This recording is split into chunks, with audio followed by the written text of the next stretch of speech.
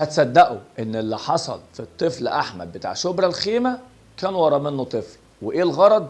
هو ده المصيبه الكبيره. فيلا بينا مع بعض احكي لكم، وبستحلفكم بالله تسمعوا الفيديو للنهايه لانه مهم جدا، ويا ريت تعملوا لايك وشير كتير عشان خاطر الفيديو يوصل لغيركم ويسمعوا.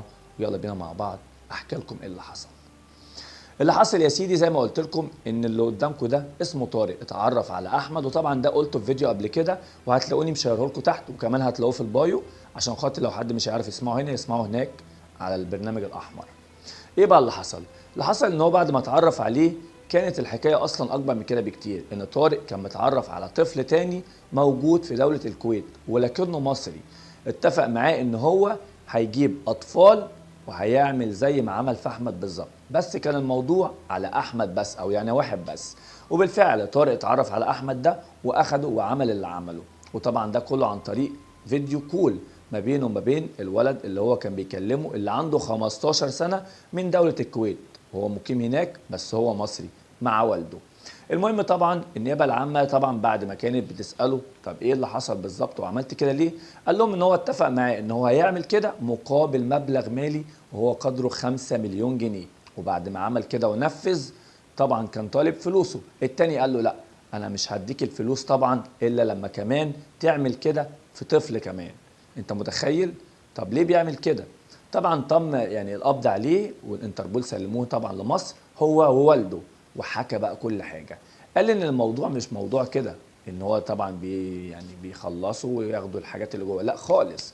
الموضوع ابسط من كده بكتير خالص. الموضوع ان هو بياخدوا الحاجات دي عشان مقابل بس ان هو يصوروا فيديو عشان يبيعوا للدارك ويب، اللي هو طبعا بياخد مقابل اموال باهظه. انت متخيل طفل عنده 15 سنه وقاعد في الكويت ومقيم هناك عمل كل ده عشان خاطر فيديو او فيديوهات بيصورها ويبيعها للبرامج او يعني المواقع الكبيره طبعا اللي محدش يسمع عنها الا نادر قوي، اللي هو الدارك ويب طبعا، عشان خاطر يتعرف على مواقع هناك فيها الحاجات دي وبيبيع الحاجات دي باعلى الاثمان.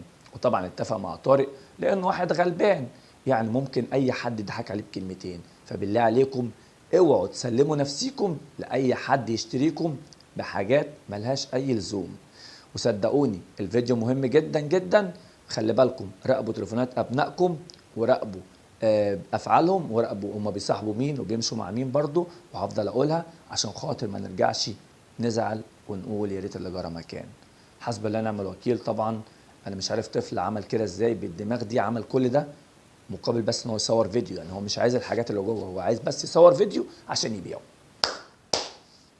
سلام، ربنا خرجنا على خير.